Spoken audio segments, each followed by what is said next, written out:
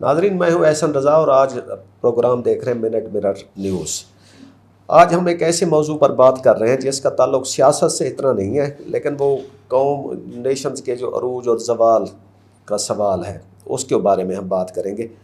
History में देखते हैं कि वो हमेशा पावरफुल लोगों को, ताकतवर लोगों को याद रखती है, लेकिन जो लोग असूलों पर कायम रहते हैं हिस्ट्री उनको सेलिब्रेट करती है। तो हम देखते हैं पाकिस्तान में इधर क्या इक़्तिदार की सियासत होती है, इक़्तिदार का काम होता है, या पावर की सियासत होती है, या पावर के पीछे ही लोग काम करते हैं। इन तमाम सवालों के जवाब देने के लिए हमारे साथ मौजूद हैं जनाब डॉक्टर फरीद मलिक साहब। डॉक्टर साहब, प्रोग्राम में खुश आमदेद। तो डॉक्टर साहब, आपने एक कॉलम लिखा जो अभी छप नहीं सका, लेकिन उसी के ऊपर ही हम बात कर रहे हैं। तो आपके उस जो कॉलम है ड्राइवन बाय प्रिंसिपल और पावर, उसका कोर मैसेज क्या था, क्या देना चाहिए? देखिए जी, ये जो मैंने पहले आर्टिकल लिखा था आई विटनेस और कॉम्प्लिस, ये उसी की कंटिन्यूटी है कि जब आपके पास एग्जेक्टिव अथॉरिटी आती है, तो आपको जब पावर आती है तो उसको आप किस तरह इस्तेमाल करते हैं।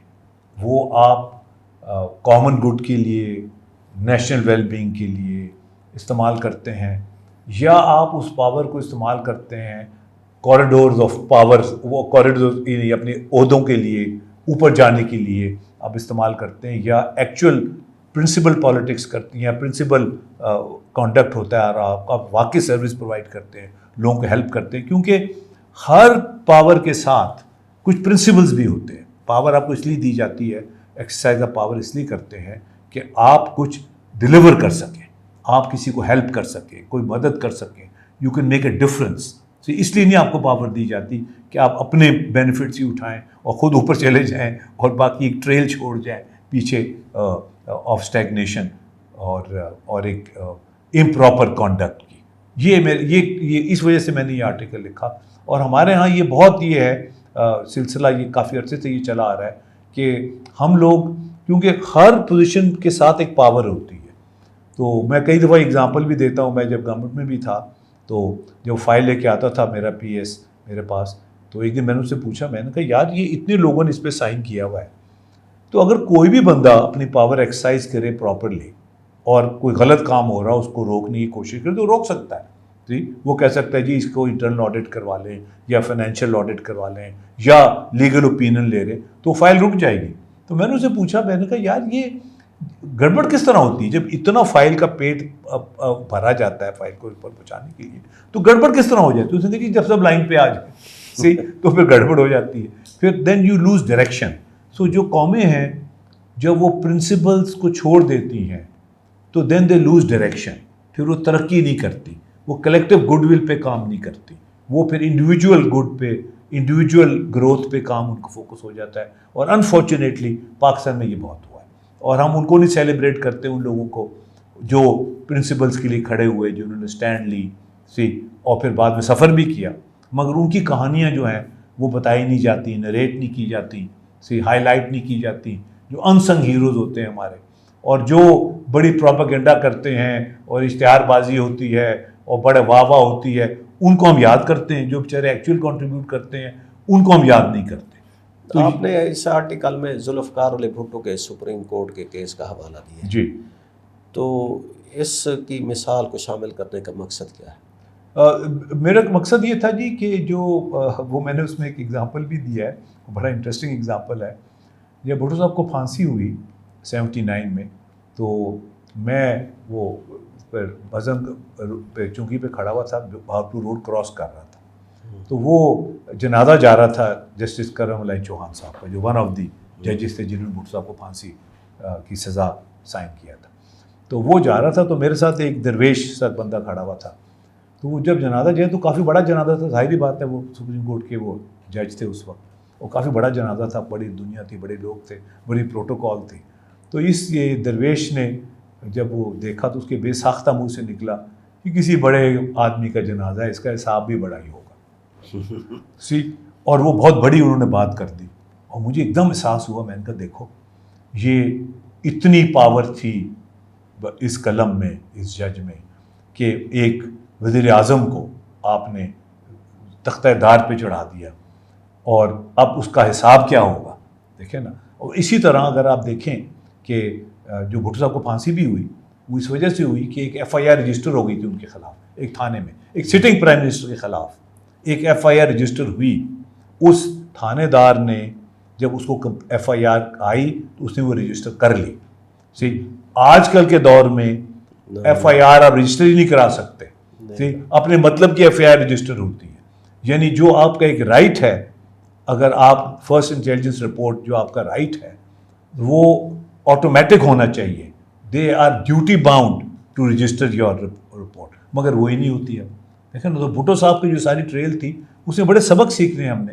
देखो ना, फिर बाद में जस्टिस नसीम हसन शाह ने ये भी माना कि जी मैं अंडर प्रेशर था और मैं प्रेशर में आ गया, मैंने ये किया। और फिर वो मैंने इसमें जिक्र तो नहीं किया, मगर मौलवी मुश्ताक साहब का एंड बहुत बुरा था। उनको भी जब वो दफनाने गए तो वो शहद की मक्खियाँ आईं, पता नहीं कहाँ से आईं, क्या हुआ वो आज तक नहीं पता चला कि वो क्या था। तो मेरे कहने का मतलब ये है कि ये जो ताकत का सही इस्तेमाल नहीं करते और ताकत का इस्तेमाल करते हैं अपनी पर्सनल उसके बेनिफिट्स के लिए और प्रिंसिपल्स को शन करते हैं, तो उसका अंजाम अच्छा नहीं होता उनके लिए भी और मुल्क और कौम के लिए भी। तो नेशन सफ़र करती हैं बिकॉज ऑफ दिस। आपने अपने इस आर्टिकल में 2 कब्रों का जिक्र किया है जो बादशाही मस्जिद के पास हैं, एक अल्लामा इकबाल की और दूसरी सर सिकंदर हयात की। तो इस मिसाल से आप क्या समझाना चाहते हैं? ये मैं कई जो पुराने लाहौर के लोग हैं जो अल्लामा इकबाल के मज़ार पे ज़ाहिरी बात है जाते हैं, तो मैं भी अपनी वालदा के साथ एक दफ़ा अल्लामा इकबाल के मज़ार पे गया। तो हमने जब फातिहा पढ़ी तो जब मैंने नज़र दौड़ाई तो उसकी सीढ़ियों की दूसरी तरफ एक और भी कब्र है और बड़ी वो संगमरमर की बड़ी अच्छी डेकोरेटेड सी कब्र है। तो मैंने अपनी वालदा से पूछा, मैंने कहा ये किन की कब्र है? तो उनको भी नहीं पता था। तो मैंने कहा जी मैं जाके आई वांट टू चेक, मैं देखना चाहता हूँ। तो मैं जब देखने गया तो वो जो आखिरी प्राइम मिनिस्टर थे यूनाइटेड पंजाब के सर सिकंदर हयात खान, उनकी वो कब्र थी। तो वो जब मैंने देखी तो फिर मैंने अल्लामा इकबाल की तरफ देखा, फिर उनकी तरफ देखा, तो मुझे ये एहसास हुआ कि नज़में तो हम अल्लामा इकबाल ही की पढ़ते हैं कि सदाकत का और वो दे सबक सदाकत का और अमानत का, वो सारी चीज़ें तो नज़में सारे अल्लामा इकबाल की हम पढ़ते हैं। मगर जब आता है वक्त इंसाफ करने का, जब वक्त आता है फैसला करने का, तो हम सर सिकंदर हयात खान को फॉलो करते हैं। और उनका वहाँ जो दफन होना भी जो है ये भी इस बात की अलामत है, हालांकि अल्लामा के बाद फौत हुए थे वो, सही कि वो उनको वहाँ दफन कर देना भी जो है ये भी बड़ा ये एक हमारे मुंह पे एक किस्म का हमें ये बताता है कि जी कि अल्लामा की कि पावर जो है वो प्रिवेल करती है। अच्छा, बड़ा इंटरेस्टिंग है, जब वो फौत हुए ये जो हमारे कौमी तराने के हफीज़ जलंधरी साहब जब फौत हुए तो उनकी फैमिली ने ये दरख्वास्त की उस वक्त के गवर्नर साहब से कि जी इनको भी बादशाह मस्जिद के साथ दफन किया जाए। तो उनको नहीं किया गया दफन। तो उन्होंने फिर उनकी जो फैमिली थी उन्होंने अमानत के तौर पे उन्हें दफन किया उसमें म्यानी साहब में। तो वो गवर्नर साहब से मेरी मुलाकात हुई तो मैंने उनसे गवर्नर साहब से मैंने पूछा, मैंने गवर्नर साहब आपने उस वक्त गवर्नर नहीं थे, ख़त्म हो गया था उनका, तो मैंने कहा आपने हफीज़ जलंधी को क्यों नहीं दफन होने दिए वहाँ? उन्होंने कहा नो, ये कब्रों के लिए कब्रिस्तान है, ये जगह नहीं है उनको। मैं कहा वो खालिक थे हमारे कौमी तराने के, एक हिस्टोरिक वो फिगर थे, तो उनको वहाँ दफन कर देते। उसने कहा नो, ये कब्रिस्तान में दफन होना चाहिए। बहरहाल उनको डिनाई किया गया, उनको वहाँ दफन नहीं किया गया। फिर फाइनली जब वो सिविलियन गवर्नमेंट आई और वो पॉलिटिकल गवर्नमेंट आई तो उन्होंने फिर उनको वहाँ से निकाल के म्यानी साहब से अब मीनार पाकिस्तान के साथ उनको दफन किया है। अब उनका जो हफीज़ जलंधरी का जो मकबरा है वो वहाँ है। तो वो एक गलती जो थी वो करेक्ट हो गई। ये आप जिलानी साहब की बात कर रहे हैं कि उन्होंने डिनाई? जी, मैंने नाम नहीं लिया मगर बिल्कुल उन्होंने मेरी पर्सनली उनसे मैंने ये पूछा तो उन्होंने बड़ा उसको कैटेगोरिकली कहा कि नहीं, ये उनको वहाँ दफन होना चाहिए, कब्रिस्तान में दफन होना चाहिए, ये वो जगह नहीं है दफन होने की। हालांकि अल्लामा इकबाल भी वहाँ दफन है और सर सिकंदर हयात भी वहाँ दफन है। तो मेरा ख्याल अगर वो हो जाते उसमें कोई हरज नहीं था तो उनको फिर मूव ना करना पड़ता। मगर बहरहाल वो कोर्स करेक्शन हो गई। तो अब अगर आपने फातिहा पढ़ना है हफीज़ जलंधरी की तो आप मीनार पाकिस्तान पे जा सकते हैं और फातिहा भी पढ़ सकते हैं। अच्छा, फातिहा की बात की तो हम जब लाहौर में जाते हैं इन्हीं साइड पे जा रहे हैं, अल्लामा इकबाल के मज़ार पर फातिहा पढ़ने, सिकंदर हयात की एक उधर ही कब्र है, और हफीज़ जलंधरी साहब का भी जिक्र आ गया। तो रास्ते में हम गुजरते हैं दाता गंज बख्श साहब के मज़ार से, उनका जिक्र किया है कि उधर हर वक्त रश होता है, लाखों जनाब अकीदतमंद आते हैं बगैर उसके। तो इस आपने पावर और प्रिंसिपल की बात करते हुए दाता गंज बख्श की मिसाल किस कॉन्टेक्स्ट में दी? देखें जी, दाता साहब 950 साल, तकरीबन 1000 साल के करीब उनको फौत हुए हो गए, और वो पीराने कामिल यानी सीनियर मोस्ट जो सूफ़ी ट्रेडिशन को वो लेके आए, और बल्कि बड़े लोगों ने वहाँ आके चिल्ला भी काटा और अभी भी उनकी वहाँ है। दाता साहब ने हमें इस्लाम की तरफ मगरूब करने में बड़ा रोल प्ले किया और बड़ी खिदमत की, तो आज तक कौम और मुल्क जो उनको याद करता है। इसीलिए और बड़ी इंटरेस्टिंग बात है कि मुझे इत्तेफाक हुआ विज़िट करने का एक अदारा, तो वो बड़ा सोफिस्टिकेटेड अदारा था, बड़ा उसमें बड़ी उन्होंने इम्पोर्टेड शीशे लगाए हुए थे और म्यूज़िक बज रही थी और बड़ा मार्बल फ्लोर थे। तो मैंने उनसे पूछा, मैंने कहा आपने इतना खर्चा क्यों किया है इसके सारे के ऊपर, ये कौम का पैसा आप इतने क्यों लगाया आपने इस पर? तो वो साहब मुझे कहने लगे, जी इन्वायरमेंट होनी चाहिए, जब अच्छी इन्वायरमेंट होती है फिर लोग अच्छी सोच आती है, अच्छे ख्यालात आते हैं, तो फिर वो रिसर्च भी अच्छी करते हैं। तो मैंने कहा दादा साहब ने तो, क्योंकि मैं तो लाहौर का बंदा हूँ, मैंने कहा उन्होंने फर्श पे बैठ के अर्श की बात कर दी। जो किताब लिखी कश्फुल माजूब, यानी वो ऐसी किताब है कि आज तक उसको कोई समझ ही नहीं सका, इतनी ऊंची बातें उसमें उन्होंने लिखी हैं। हर दफ़ा जब आप पढ़ते हैं तो एक नया मैसेज आप लेके उठते हैं। तो मैंने कहा उन्होंने फर्श पे बैठ के अर्श की बात कर दी। फिर मैं इंटेल में काम करता था, तो वहाँ फिर मैंने उनको समझाने के लिए ये भी बताया उनको, मैंने कहा इंटेल इस लीडिंग सेमीकंडक्टर मैन्युफैक्चरर है दुनिया का। वहाँ जो उनका किसी का कोई दफ्तर नहीं है, कोई क्यूबिकल नहीं है, नीचे वो टाट का वो कालीन पड़ा हुआ है, सबके क्यूबिकल है, सब वहाँ बैठते हैं। और बल्कि आज मैं एक इंडिया का देख रहा था, अच्छा, कि जो प्रेसिडेंट ऑफ द कंपनी का भी क्यूबिकल है, मैं इंजीनियर था, मेरा भी क्यूबिकल था। अच्छा, फिर मैं एक दफ़ा सफ़र कर रहा था तो मेरे साथ जो प्रेसिडेंट हैं कंपनी के, वो मेरे साथ ट्रैवल कर रहे थे जहाज़ में, तो वो मेरे साथ आके इकॉनमी में बैठ गए। प्रेसिडेंट ऑफ इंटेल, $1 बिलियन की कंपनी। अच्छा, फिर हम उतरे, उन्होंने भी वही गाड़ी रेंट की, मैंने भी वही गाड़ी रेंट की। फिर वो अपनी गाड़ी चला के होटल गए, मैं भी अपनी गाड़ी चला के होटल गया। मैंने भी वही कमरा लिया जो उन्होंने लिया, कोई उनको सलूट या सैलून या कोई स्वीट नहीं उनको दिया गया। तो मेरा मतलब है कि ये सादगी में भी काम होता है। ये ख्यालात होते हैं, सोच होती है, अकाउंटेबिलिटी होती है, सर्विस टू द नेशन होती है कि आप उस पर फोकस करते हैं। हमारे यहाँ शोशा फूफा, किसी को आप देख लें, प्रोटोकॉल, गाड़ियाँ जा रही हैं, वो जा रही हैं, और अगर आउटपुट देखें तो वो कुछ भी नहीं। डॉक्टर साहब, जब हम पावर और प्रिंसिपल की बात करते हैं तो हम पीछे अपनी कोई लेगेसी कायदे आज़म मोहम्मद अली जिन्ना का जिक्र आपने किया है जी, उनसे हम क्या सीखते हैं? बहुत कुछ सीख सकते हैं। 2-3 इंसिडेंट्स तो उनके बड़े स्ट्राइकिंग हैं। एक दफ़ा वो जा रहे थे तो वो लेवल क्रॉसिंग थी रेलवे की, तो वो फाटक बंद हो गया। तो उनके जो मिलिट्री सेक्रेटरी थे वो दौड़े हुए गए और वो जाके फाटक वालों को कहा, जी गवर्नर जनरल साहब गाड़ी में बैठे हैं तो फाटक खोलो।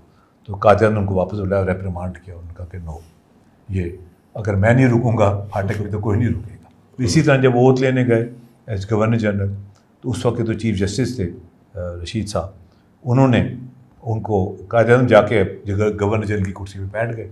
तो उन्होंने कहा आप अभी यहाँ इस कुर्सी पे नहीं बैठ सकते क्योंकि आपने ओथ नहीं लिया। तो और कादिर उठ गए, ही कंप्लाइड, देखा ना, और उन्होंने पहले ओथ लिया फिर उस कुर्सी पे बैठे। इसी तरह वो बड़ा इंटरेस्टिंग है, वो कराची में एक बेकरी है, वहाँ एक वो छोटी उन्होंने एक सांचा है जो छोटी डबल रोटी बनाने का, वो कायदे आज़म की वो उनके लिए उन्होंने वो सांचा बनाया था। वो गवर्नर जनरल हाउस में जो डबल रोटी जाती थी वो वेस्ट हो जाती थी, तो उन्होंने फातिमा जिन्ना को ये कहा कि हम 2 खाने वाले हैं, तो डबल रोटी वेस्ट होती है, तो ये उसको कहें कि हमारे लिए वो छोटी डबल रोटी बनाए। तो बाकायदा एक सांचा बना और वो डबल रोटी उसमें बनती थी for the governor general house. तो हर चीज़ में उसमें कि ज़ाया ना हो, प्रिंसिपल फॉलो करना, रूल्स फॉलो करना। फिर कायदे आज़म के वो एक दफ़ा उनको भाई मिलने गए तो उन्होंने जब कार्ड अंदर भेजा तो उसमें लिख दिया ब्रदर ऑफ गवर्नर जनरल, तो उन्होंने मिलिज्म को इनकार कर दिया। तो मैंने पता हमारी tradition, we started off very well. See उस वक्त ये जब पाकिस्तान बना और जो लोग बनाने वाले थे, आपको कई बेशुमार लोग ऐसे मिलते थे जो प्रिंसिपल्स पे चलते थे, जो पावर को सिर्फ इस्तेमाल करते थे खुशनुदी के लिए, वेलबींग के लिए, मगर over a period of time वो पंजाबी में वो कहते हैं खोती रही बोर थले, वो आस्ता आस्ता आस्ता आस्ता वो जो सारा जो था वो चीज़ जो वो न्यूट्रलाइज हो गई और हम उसके प्रिंसिपल्स के बजाय हम पावर की तरफ चले गए। और जब उसकी तरफ गए तो फिर मिसयूज शुरू हो गया, जिस तरह इकबाल ने कहा था, जुदा हो सियासत से दीन तो रह जाती है चंगेज़ी। तो ये वो चंगेज़ी जो है उस तरफ हम निकल गए, और जो पावर का जो बेदरेग और नाजायज़ इस्तेमाल है उसकी तरफ हम निकल गए, ज़्यादती की तरफ निकल गए और मिसयूज़ की तरफ निकल गए। और इस वक्त जो ज़्यादातर सिविल लिटिगेशन है वो एग्जेक्टिव अब्यूज़ की वजह से है, और एग्जेक्टिव अब्यूज़ होती इसीलिए है कि पावर को मिसयूज़ किया जाता है, पावर को प्रॉपरली इस्तेमाल नहीं किया तो provide relief to the people, उसको मिसयूज़ किया जाता है। फिर लोग उसके लिए सिविल कोर्ट्स में जाते हैं, अदालतों में जाते हैं, वो अदालतें ओवरलोड हो गई हैं, देखें ना, और वो उससे उनको फिर इंसाफ नहीं मिलता, उससे डिसइंचार्जमेंट होती है, लोग नाराज़ होते हैं।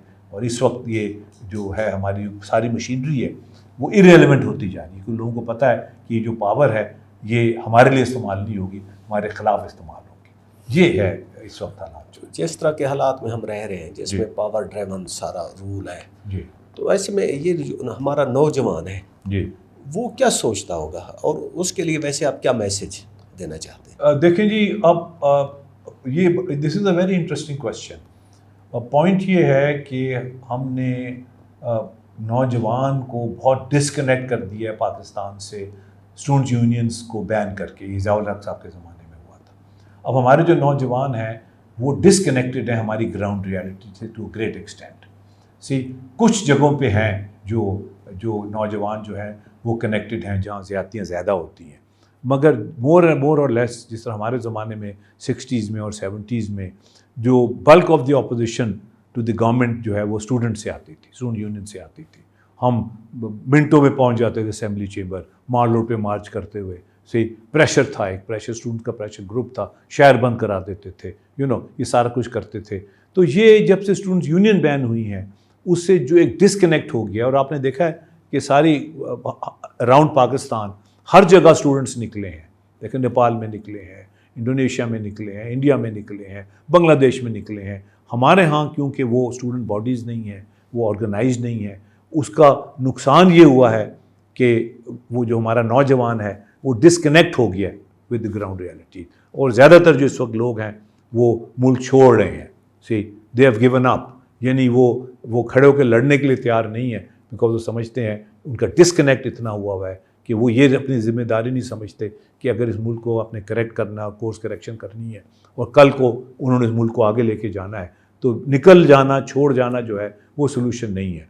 सोल्यूशन यही है कि हम इस डिस्कनेक्ट को ख़त्म करें और जो असूल पे जिस लिए पाकिस्तान बना था, प्रिंसिपल्स, उसको दोबारा लेके आएँ, और स्टूडेंट जो हैं उनका एक बहुत बड़ा रोल है इसके अंदर और उनको वो प्ले करना चाहिए, जो इस वक्त नहीं हो रहा, और विच इज़ वेरी सैड। मैं समझता हूँ कि ये बहुत बड़ी ट्रेजिडी है पाकिस्तान की। तो नाज़रीन, आज के प्रोग्राम से एक ही सबक मिलता है कि जो पावर है वो किसी इंसान को कुछ अरसे के लिए तो बड़ा बना सकती है, लेकिन जो प्रिंसिपल है वो उसे हमेशा के लिए जिंदा रखता है, एवरलास्टिंग होते हैं। बिल्कुल बिल्कुल बिल्कुल। इसी बात के साथ हमें इजाज़त दें।